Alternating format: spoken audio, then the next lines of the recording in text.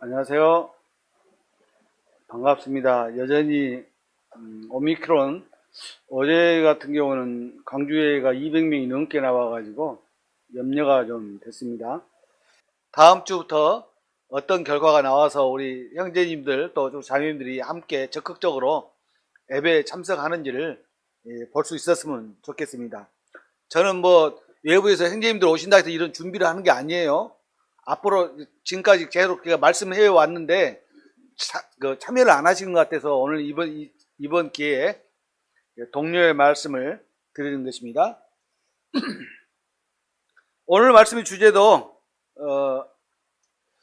36분에 시작했으면 24분, 15분 이쪽 저쪽에서 말씀을 교제를 이렇게 마칠 수 있도록 그러면 되나요? 40분? 20분인가요? 20분 정도의 말씀을 이렇게 마치는 걸로 이렇게 하겠습니다. 정신을 차리시고 오늘 말씀이 참 중요해요. 그래서 이렇게 말씀을 드린 것입니다. 우리 구원받은 성도들은 어떤 성도들이죠? 성경에서 보면은 거룩한 성도들이라고 하나님께서는 우리를 그렇게 부르십니다. 그리고 또 거룩한 제사장이라고 또 부르십니다. 그리고 또 왕가의 제사장이라고 부르십니다. 예전 개혁 한글 성경에는 왕 같은 제사장이라고 그랬는데 이번에 개정된 개혁 개정에는 왕가의 제사장이다 이 말이 있거든요. 다시 말하면 왕궁에서 왕자들이다 이런 뜻입니다. 이 말씀이 굉장히 높은 지위죠. 비록 우리가 이 세상에 살고 있지만 우리는 엄청난 높은 지위에 있는 것입니다. 그렇죠? 하나님의 자녀요. 또 왕같은 왕가의 제사장이요. 또 거룩한 제사장이기 때문에 우리는 참 대단한 사람들입니다. 사실은 구원받은 사람들은 대단한 거예요. 그래서 성경에 보면은 구원받은 사람들을 신이라 하였거늘, 신이라고 했습니다. 신은 누굴 말하죠? 도를 깨달은 사람들을 신이라고 그래요. 신이라 할 정도로 우리가 대단한 신분을 가진 사람들입니다. 지난주 말씀드렸던 것처럼 하나님의 거룩한 자녀로서 마땅히 드려야 할 이 주의 만찬 예배에 대해서 제가 3번을 교제했는데요. 또 어쩔 수 없이 또 다음번에도 교제를 나눠야 될 것 같아요. 준비를 하다 보니까 더 이렇게 말씀이 좀 늘어난 부분이 있습니다. 주의 만찬 예배는 주님께서 유언으로 말씀하셨다고 제가 말씀을 드렸죠. 그래서 우리는 이 유언은 굉장히 중요한 것입니다. 그래서 이 주의 만찬 예배는 우리가 지켜야 할 주님의 명령인 것입니다. 너무 강조하니까 좀 이상한가요? 아닙니다. 이 그리스도인으로서 이 세상에 살면서 가장 중요한 일이 있다고 말한다면 주의 만찬 예배에 참여하는 것입니다. 저는 이 말씀을 드리면서도 어느 누구도 이 말씀에 반박할 수 없을 성경 말씀을 가지고 있어요. 여러분들도 이 주의 만찬 예배가 중요하다는 것을 분명하게 알고 우리가 예배에 참석할 때 마음가짐이 굉장히 필요하다 이런 말씀을 사실 드리는 것입니다. 이 주의 만찬 예배를 시피 보는 것은 하나님을 시피 보는 거예요. 사실은 저는 그렇게 생각을 했거든요. 아무튼 이 주의 만찬 예배가 굉장히 중요하다는 말씀을 드리고요. 그러면 사도행전 20장을 볼 때 이 주의 만찬 예배가 매주 주의 첫날에 들어있다는 사실을 이렇게 보게 되는데요. 우리 사도행전 20장을 한번 열어보겠습니다. 사도행전 20장 7절.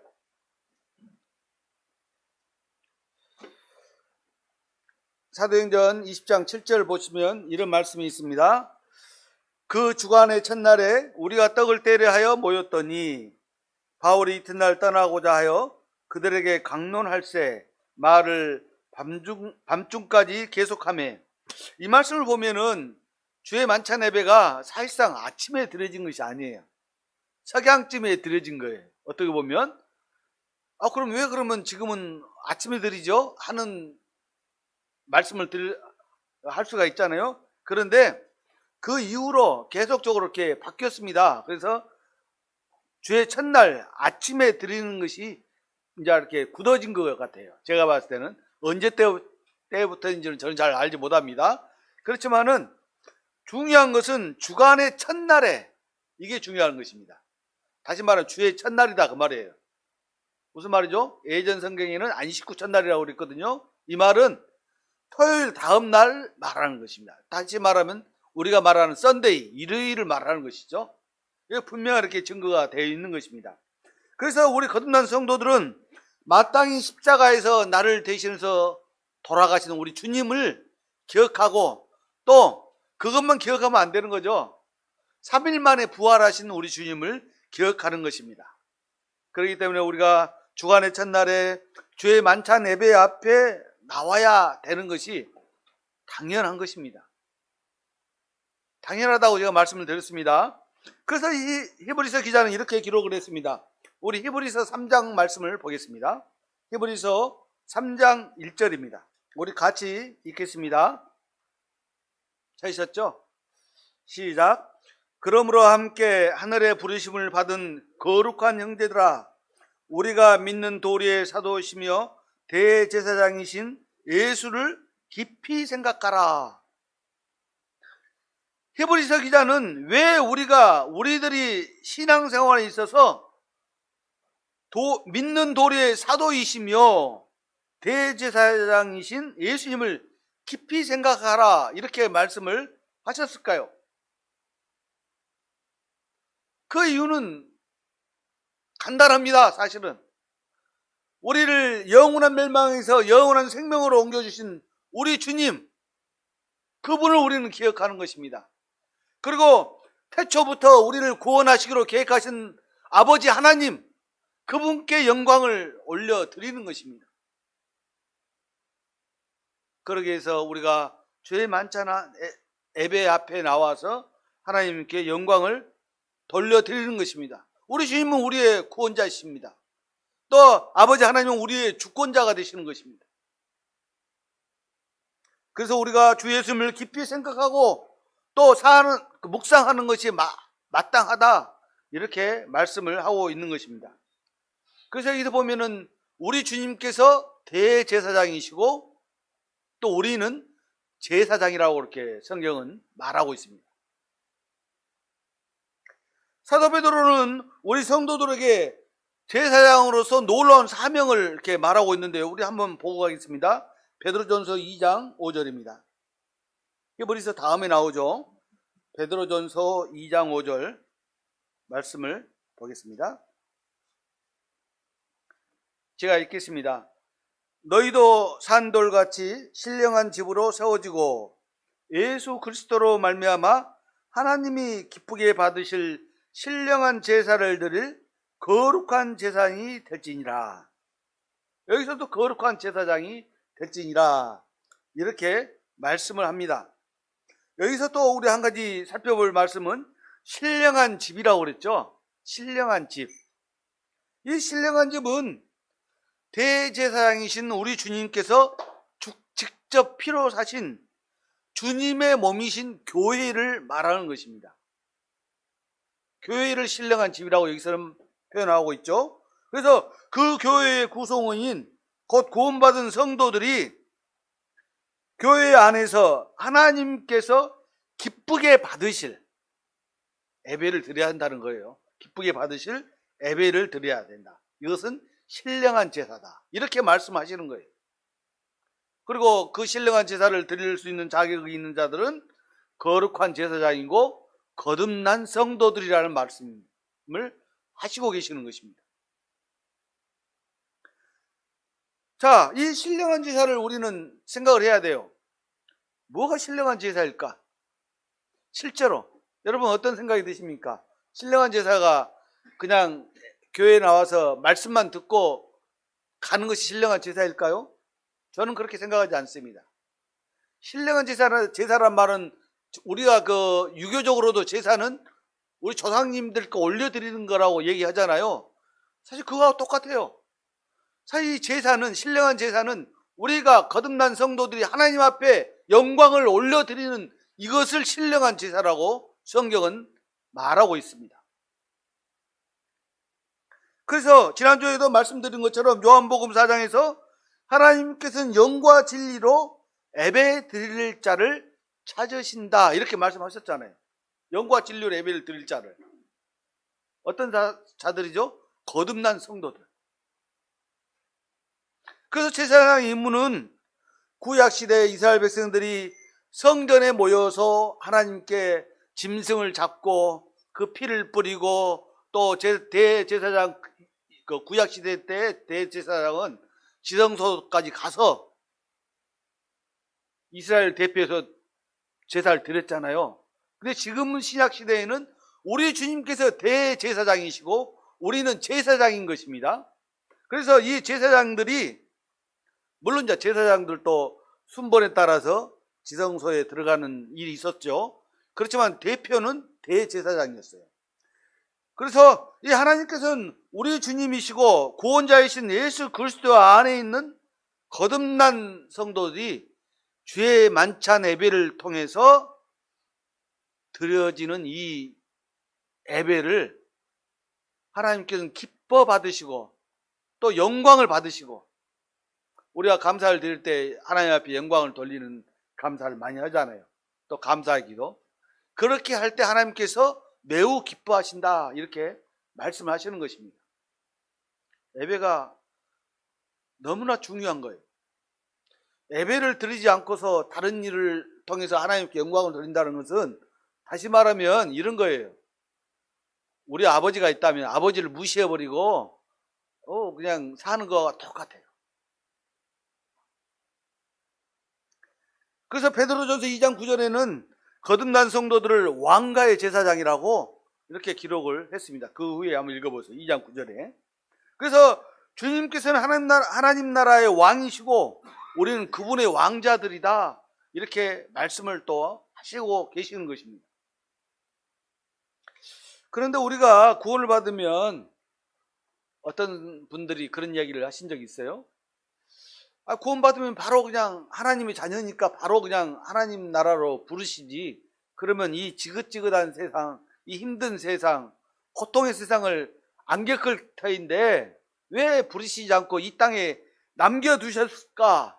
그 이유가 무엇일까? 이런 질문을 하게 됩니다. 그것은 인생들에게 가장 중요한 사명인 성도들에게 하나님께서 원하시는 것이 있다는 거예요. 그것이 무엇이겠습니까? 이것은 주님을 증거할 일을 맡기시기 위해서 우리를 이 땅에 그대로 두시는 것입니다.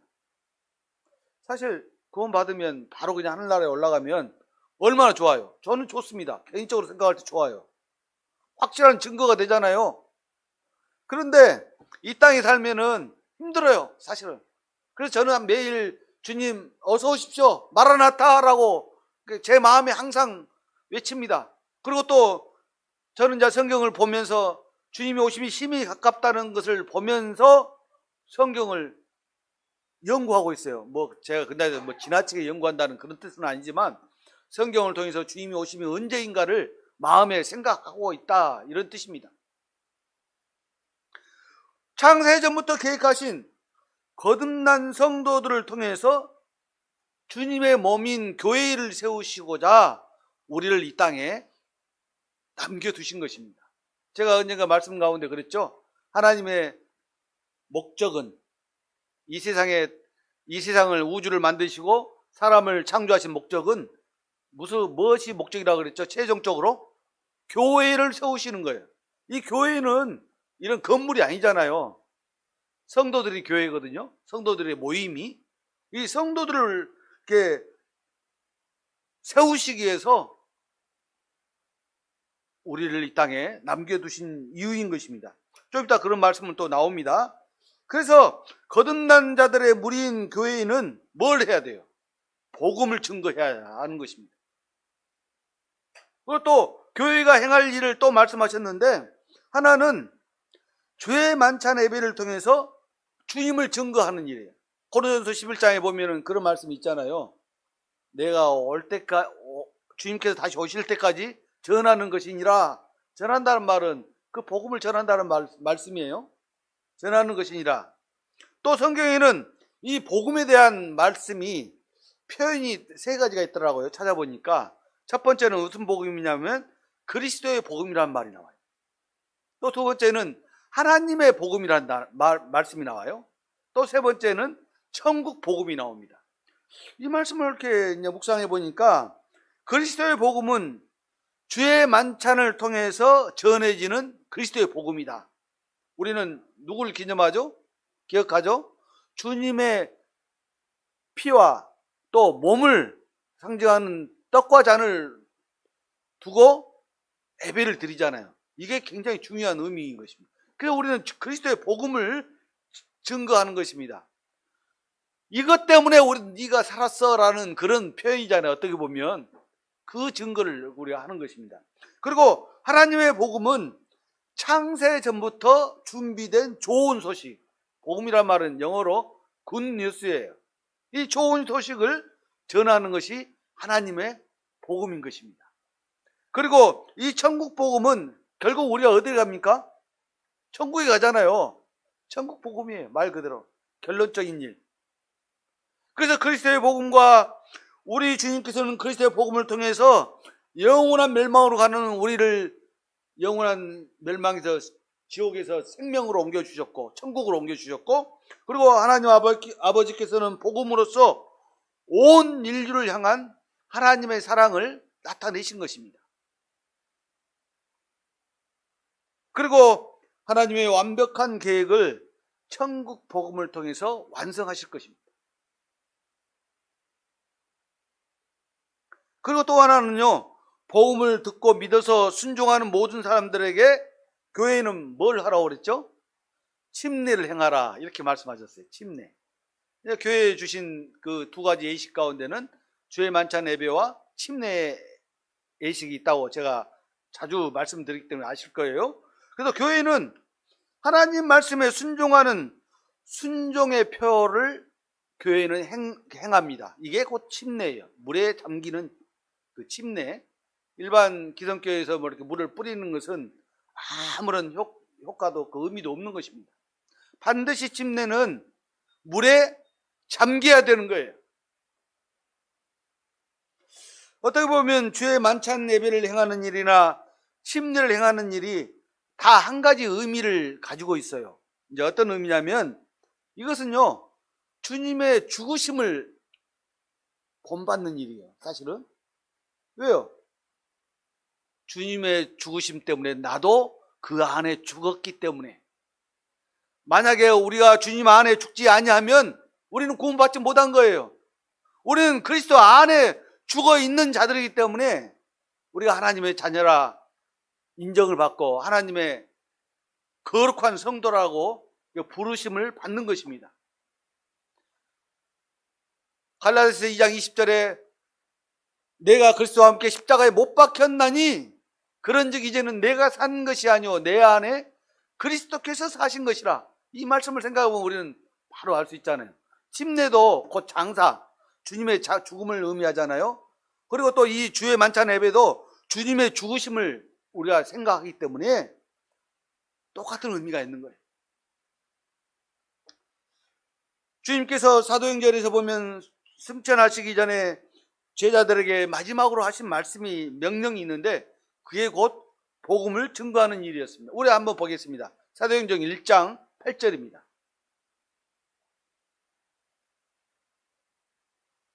사도행전 1장 8절입니다.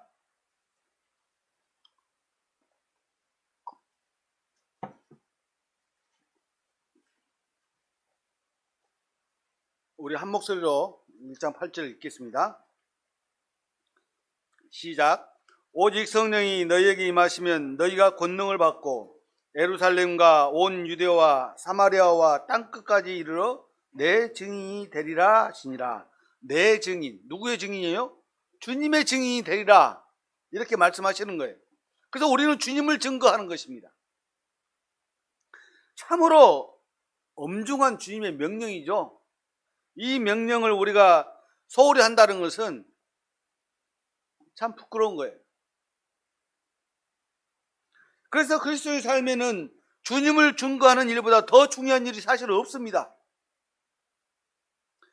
이 일은 온 우주 만물을 창조하신 하나님의 명령이기 때문에 그렇습니다. 그래서 우리를 이 땅에 남겨두신 일이 교회를 세우시기 위해서 이렇게 우리를 이 땅에 남겨두셨습니다. 그래서 우리를 통해서 교회를 세우시고 또 아직 믿지 않는 자들에게 복음을 전할 수 있는 그런 기회를 주시는 것입니다. 성경에 보면요, 기회를 버리라고 하지 아니하시고 기회를 사라 이렇게 말씀하셨어요. 다시 말하면 복음을 증거할 그 시점을 잘 이렇게 지혜롭게 생각해서 살아가는 것입니다. 자, 우리가 이 세상에서 우리의 최상의 그리스도인들의 최상의 의무인 주의 만찬 예배를 통해서 주님을 기억하고 살다 보면 물론 이제 계속적으로 이렇게 기억하지는 않겠죠. 그래서 그렇게 살게 되면 우리의 삶이 새롭게 시작되는 것입니다. 아, 참 그렇지. 주님이 나를 구원하셨기 때문에 나는 아무것도 아니지. 내가 사는 것이 아니라 주님께서 내 안에 사시는 것이지 라고 생각하고 또 새로운 삶을 또 시작하는 것입니다. 그래서 이 예배라는 것은 첫날이에요. 일주일을 마무리 짓는 날이 아니라 일주일을 시작하는 첫날이다 이런 뜻입니다. 그 이야기를 제가 자주 했죠. 네. 우리 마태복음 28장을 한번 보겠습니다. 이제 주의 만찬 예배와 또 침례가 중요한데요. 이 침례에 대해서 마태복음 28장에 그 말씀이 나옵니다. 마태복음 28장 19절입니다. 우리 같이 28장 19절을 같이 읽겠습니다.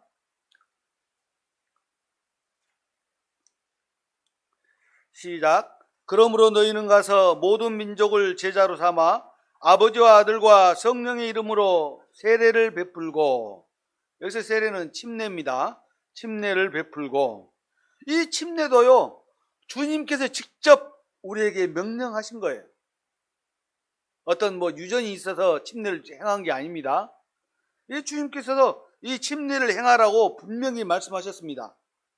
그래서 사도행전을 보니까 이 침례를 행했던 사실을 볼 수 있어요. 사도행전에서는 세례, 이렇게 약식 세례 그런 거 없습니다. 분명한 침례를 했어요. 그 반드시 물에 잠기게 하는 침례를 베풀라고 이렇게 말씀하시는 것입니다. 그래서 서강주교회는요, 이 침례를 그렇게 행하는 거예요. 주님의 명령인 침례와 주의 만찬 예배는 무엇이냐면 하나님 말씀에 순종하는 거잖아요.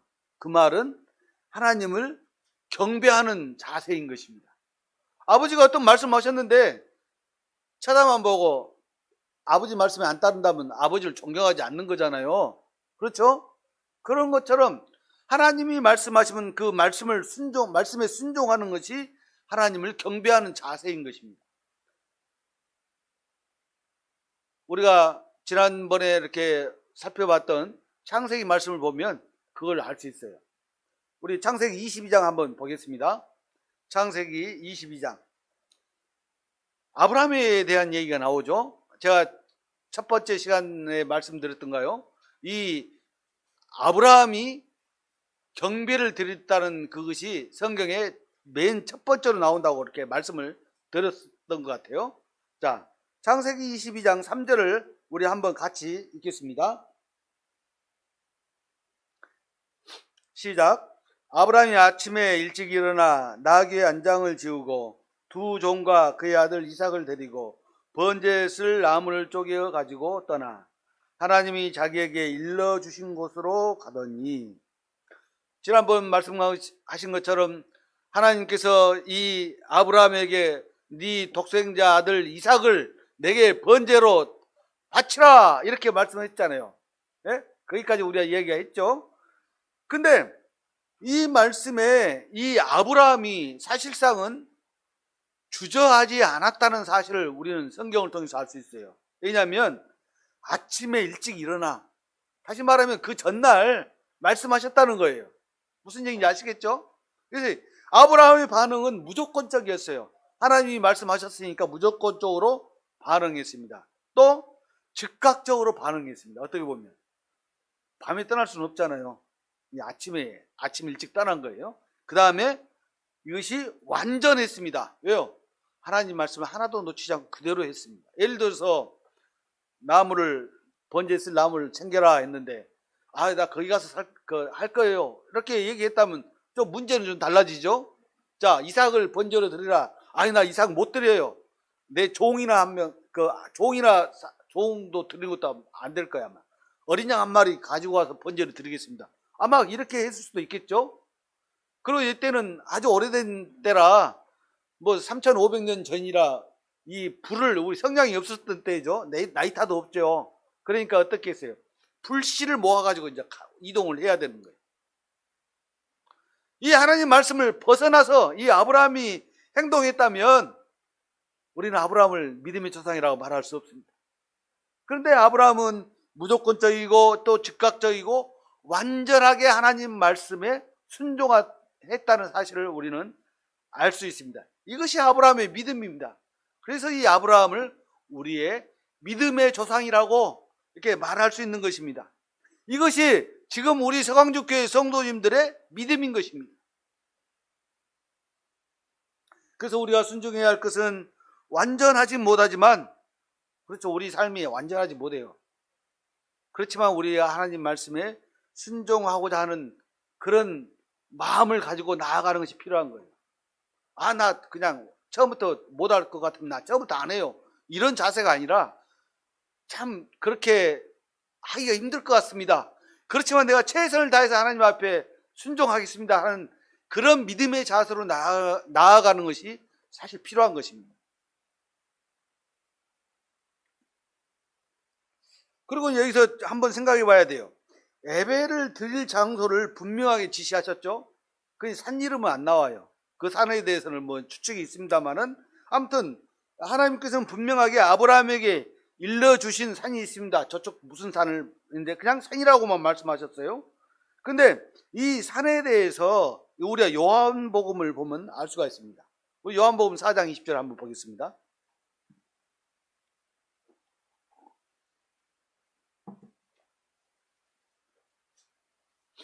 물론 그 산이 어떤 산인지는 압니다. 그렇지만은 하나님께서 아브라함에게 말씀하실 때는 구체적인 산 이름을 말씀하지 않으셨어요. 요한복음 4장 20절 이렇게 보면 그 말씀을 이해할 수가 있습니다. 이 사장은 예수님께서 사마리아 여인과 대화하는 내용인데요, 20절과 21절을 보겠습니다. 제가 읽겠습니다. 우리 조상들은 이 산에서 예배하였는데 당신들의 말은 예배할 곳이 예루살렘에 있다 하더이다. 예수께서 이르시되 여자여 내 말을 들으라. 이 산에서도 말고 예루살렘에서도 말고 너희가 아버지께 예배할 때가 이르리라. 이스라엘 백성들은요, 반드시 예배를 드리려면 어디로 갔죠? 예루살렘, 그 성전에서만 예배를 드렸어요. 쉽게 말하면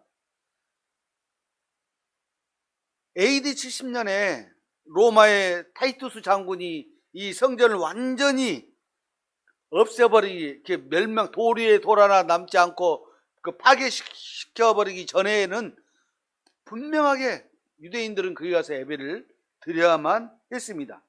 죄를 지은 자는 짐승을 가지고 와서 대신 자기 안수하고 해서 짐승으로 제사를 드리고 그랬죠. 이 사마리아 여자는, 제가 사마리아인에 대해서 말씀드렸죠. 한쪽만 유대인 사람들을 말합니다. 이 사마리아 여자가 이 예배에 대해서 말합니다. 주님도 아마 신기했을 거예요. 아니, 저 여자는 사마리아 여자인데 무슨 예배를 말하지? 이렇게 해서 내용을 딱 들어보니까 자기들은 그 사마리아 땅에 그리심산이라는 게 있어요. 지금도 있어요. 그 땅에. 그 그리심산에서 예배를 드렸다는 거예요.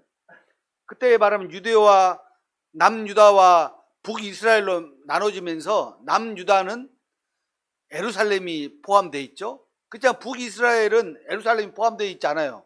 그런데 못 내려와요. 쉽게 말하면 서로 이렇게 전쟁도 하고 그랬으니까. 그런데 북이스라엘 사람들은 그래도 하나님 앞에 예배를 드려야 하는데, 그래서 그 지역에서 상당히 높은 산이 그리심산이, 그 산에 가가지고 하나님 앞에 이제 가까이 간다는 그런 마음을 가졌겠죠. 그래서 거기서 예배를 드린 거예요. 이 예배라는 것은 구약의 예배와 우리 신약의 예배는 완전히 다릅니다. 예, 그냥 그렇게 정도만 아시고 다음번에 말씀을 자세히 또 해드릴 수 있겠습니다. 그래서 이 오순절 이후에 세계 방방곡곡에 세워진 주님의 몸된 교회가 드려질 것이라는 사실을 주님은 미리 말씀하신 거예요. 하나님께서.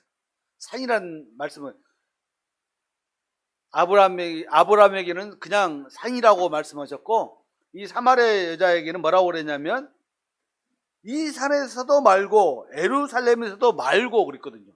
예배를 어디서 드리라는 거예요? 지금 우리가 예배를 드리고 있잖아요. 서강주 교회 풍암동 지역에 있는 이 서강주 교회에서 예배를 드리는 것입니다. 우리만 드리는 게 아니잖아요. 전 세계적으로 그 지역에서 예배를 드리고 있어요. 그래서 서신서를 보면 에베소 교회, 빌립보 교회, 골로새 교회 이렇게 다 교회가 지역별로 있잖아요.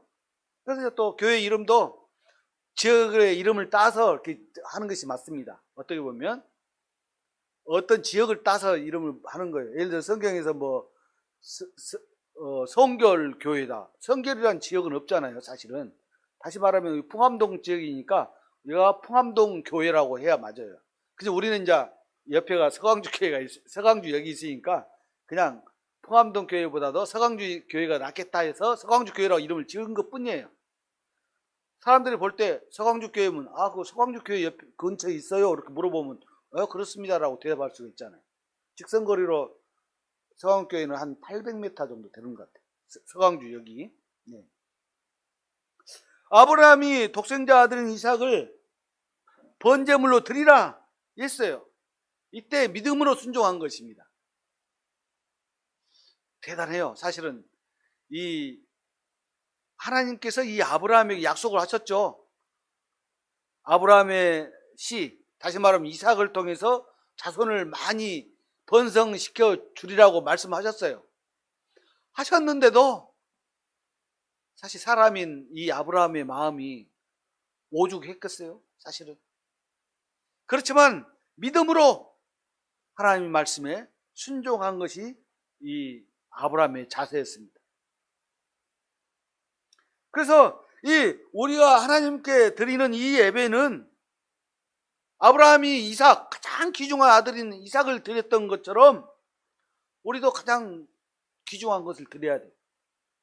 여러분, 자신의 귀중한 것이 뭐입니까? 한번 생각해 보세요. 내게는 뭐가 가장 중요하지? 귀중하지? 뭐예요? 저는 이 말씀을 생각하면서 내 마음에 가장 중요한 것은 내게 가장 중요한 것은 내 마음이다 라는 생각이 듭니다. 내 마음을 하나님 앞에 드리는 것입니다. 서로 사랑하는 사람들이 마음으로 통하잖아요. 그런 것처럼 우리가 하나님을 사랑한다면 내 마음을 하나님 앞에 드리는 것입니다. 그렇기 때문에 우리가 매주 드리는 이 주의 만찬 예배가 단순한 어떤 형식에 그치지 않는 거예요. 내용이 충분하게 있는 거죠. 그렇죠? 가장 귀중한 것을 주고받는 내용이 있다는 거예요. 사람끼리도 마음으로 사랑해야 되지, 건성으로 너 좋아해, 사랑해 이런 식으로 말하면 안 받아들이잖아요. 마음으로 진짜 사랑해야 되는 거죠. 물론 이제 그렇지 못할 때가 있긴 있습니다만은 우리가 하나님을 사랑한다는 표시로 주의 만찬 예배를 통해서 그 마음을 나타내는 것입니다. 제가 자주 말씀드린 것처럼 건성으로 찬송 따라서 부르면 안 돼요. 가사를 음미하면서 내용을 보면서 찬송을 드리는 것이 합당한 것입니다. 그리고 형제님들이 기도하실 때 그 기도 내용을 보시고 아멘 하시는 것입니다. 그래서 중간중간 마음에 대면은 아멘도 중간중간 할 수 있는 거예요. 그리고 마지막 끝날 때는 주 예수 그리스도의 이름으로 기도한다고 할 때 아멘을 또 크게 함으로써, 아멘이란 말은 무슨 말이죠? 동의합니다 이런 뜻이에요. 동의합니다. 그렇게 하는 것이에요. 그렇게 해서 예배가 맞춰지는 것이죠. 예를 들어서 제가 기도드리면 저건 이정진 형제님 기도야 이렇게 생각하시면 안 돼요. 저 기도가 내 기도라고 생각을 하는 것입니다. 그래서 이 주의 만찬 예배는 값없이 드려지는 것이 아닙니다. 이삭이라는 아들, 독생자가 드려지는 그 예배였어요. 또 우리는 누가 드려졌죠? 우리 주님이신 예수 그리스도께서 십자가에 드려지셨잖아요. 사실 이삭의 죽음과는 비교가 안 됩니다. 하나님이신 우리 주 예수 그리스도께서 십자가에 돌아가신 거예요. 돌아가셨을 뿐만 아니라 3일 만에 부활하셨다는 이 놀라운 사실. 우리는 예배가 참 숙연해지기도 하지만 기쁨으로 넘치는 그런 예배가 드려져야 하는 것입니다.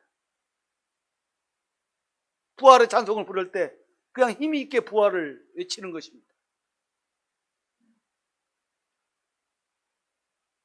히브리서 13장 15절을 보면 어떤 말이 나오냐면, 그러므로 우리는 예수로 말미암아 항상 찬송의 제사를 하나님께 드리자 그랬어요. 찬송의 제사란 말을 가만히 보니까 그 뜻이 뭐냐면 예수님의 희생이 들어있어요. 찬송의 제사란 뜻에, 그 말씀의 뜻에가.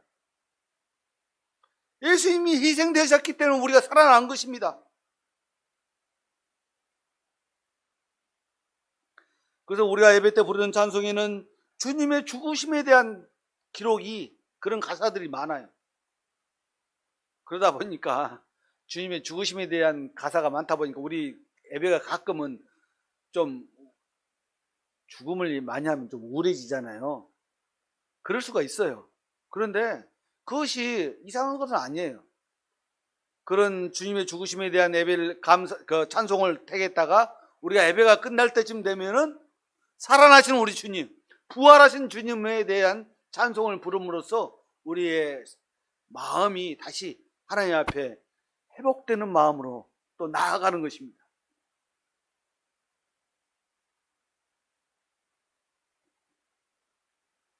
이 찬송의 제사란 말은 참 중요한 단어예요.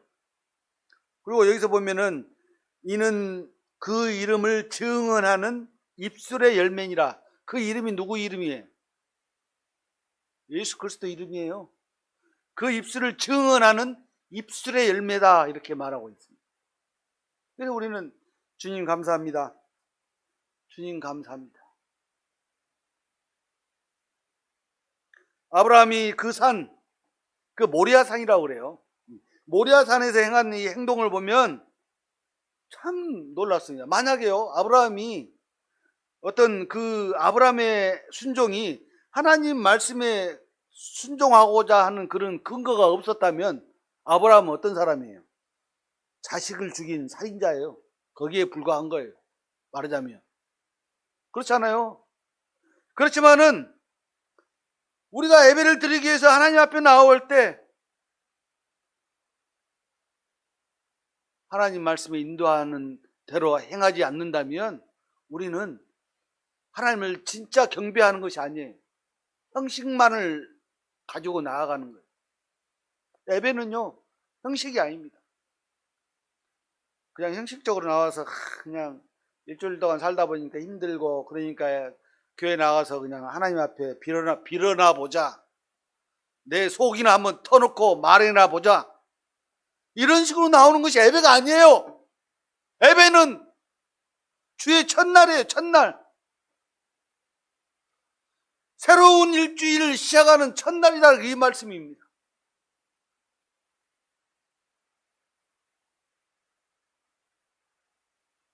우리가 하나님 말씀에 따라 인도함을 받지 않는다면 우리의 모든 행동은 아무런 가치가 없는 것이 되어버린 것입니다. 하나님 말씀에 따르지 아니한다면.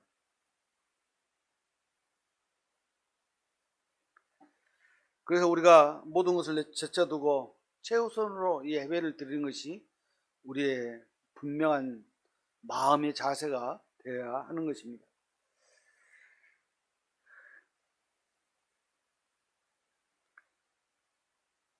주님 오심이 심히 가까운 이때입니다.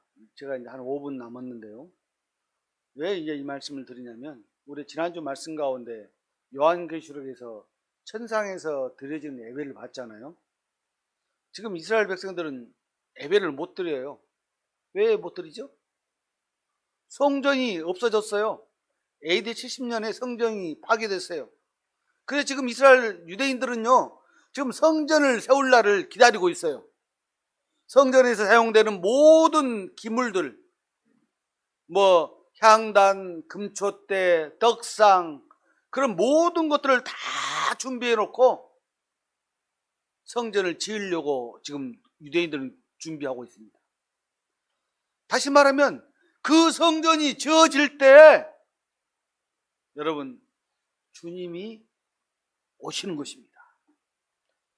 다시 말하면 우리가 휴거한 이후에 그 성전이 지어질 것입니다. 물론 이 의견에는 두 가지 의견이 있어요. 성전이 지어지기 시작하고 우리가 휴거된다는 분들도 계시고 또 우리가 휴거하고 나서 성전이 지어지기 시작한다는 분이 계셔요. 그런 분별이 있단 말이에요. 그것은 우리는 상관이 없어요. 왜? 우리는 환란이 시작되기 전에 휴거한다는 것은 사실이기 때문에. 그때가 멀지 않았어요. 이스라엘 브레드 TV라는 그 채널 유튜브에서 체크해갖고 보시면 거기에 이렇게 성전 이렇게 이야기를 치잖아요. 그런 내용들이 나와요. 뭐 제가 이렇게 다 설명 안 드려도 유대인들은요 그걸 다 만들어 놓고 지금 성전만 지을 날만을 학수고대하고 있거든요. 지난주 말씀 가운데 제가 어떤 말씀 드렸죠? 그런데 이스라엘 백성들이 지금 또 망하고 있다. 믿음이 완전히 식어버리고 아주 폐역한 짓을 하고 있어요. 예를 들어서 동성애를 찬양하는 그 퀴어 축제를 막 돈을 대서 하라고 한다든가 이 이상한 짓이죠. 하나님 말씀에 완전히 반역한 것이죠. 더 이상의 마지막이 없어요. 다시 말하면 우리가 이 땅에 드렸던 이 예배가 그때는 하늘나라로 옮겨지는 것입니다. 그걸 사도 요한은 요한계시록을 통해서 기록을 하신 거예요. 예배는 영원한 것입니다. 그래서 사실은 우리가 이 땅에 살 때 예배 드리는 연습을 많이 해야 돼요. 네? 진짜 마음으로 하나님 앞에 드려야 돼요. 물론 이제 그때 가면은 다른 생각이 없을 거예요. 죄도 없기 때문에 단지 오로지 하나님만 찬양하는 예배가 드려집니다. 요한계시록 4장과 5장을 보면 우리가 다 나와 있잖아요. 한번 집에 가셔서 한번 그 4장 5장에 나오는 예배를 한번 보세요.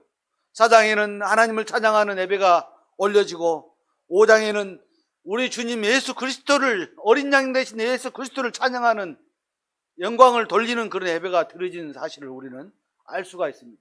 거기 24장로들이 나오고 24장로들은 교회의 대표라고 제가 말씀드렸죠.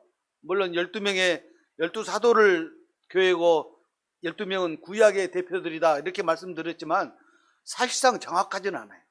우리가 그렇게 생각할 수도 있는 생각을 하고 있기 때문에 그렇게 말하는 것입니다.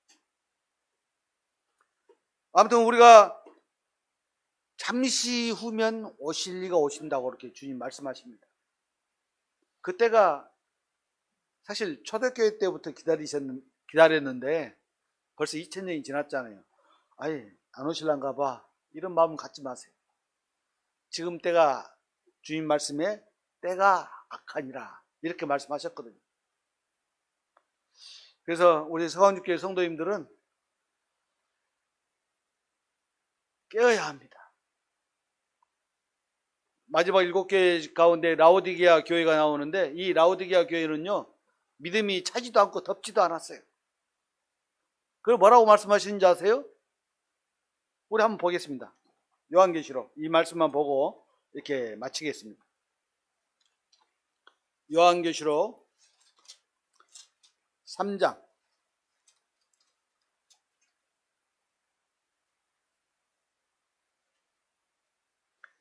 요한계시록 3장 14절로 22절까지만 함께 읽고 오늘 말씀을 마치고 다음에 그 마지막 예배에 관한 말씀을 또 계절 나누겠습니다. 라오디게아 교회에 보내는 말씀이죠.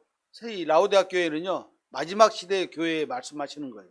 지금 시대의 교회다 그 말이에요. 같이 읽겠습니다. 시작. 라오디게아 교회의 사자에게 편지하라. 아멘이시오 충성되고 참된 증인이시오 하나님의 창조의 근본이신 이가 이르시되 내가 내 행위를 아노니 내가 차지도 아니하고 뜨겁지도 아니하도다. 내가 차든지 뜨겁든지 하기를 원하노라. 내가 이같이 미지근하여 뜨겁지도 아니하고 차지도 아니하니 내 입에서 너를 토하여 버리리라. 내가 말하기를 나는 부자라 부유하여 부족한 것이 없다 하나 내 공고한 것과 가련한 것과 가난한 것과 눈먼 것과 벌거벗은 것을 알지 못하는도다. 내가 너를 구원하노니 내게서 불로 연단한 금을 사서 부요하게 하고 흰 옷을 사서 입어 벌거벗은 수치를 보이지 않게 하고 안약을 사서 눈에 발라 보게 하라. 무릇 내가 사랑하는 자를 책망하여 징계하노니 그러므로 내가 열심을 내라 회개하라. 볼지어다 내가 문 밖에서 서서 두드리노니 누구든지 내 음성을 듣고 문을 열면 내가 그에게로 들어가 그와 더불어 먹고 그는 나와 더불어 먹으리라. 이기는 그에게는 내가 내 보좌에 함께 앉게 하여 주기를 내가 이기고 아버지 보좌에 함께 앉은 것과 같이 하리라. 귀 있는 자는 성령이 교회들에게 하시는 말씀을 들을지어다. 여러분들 교회들입니다.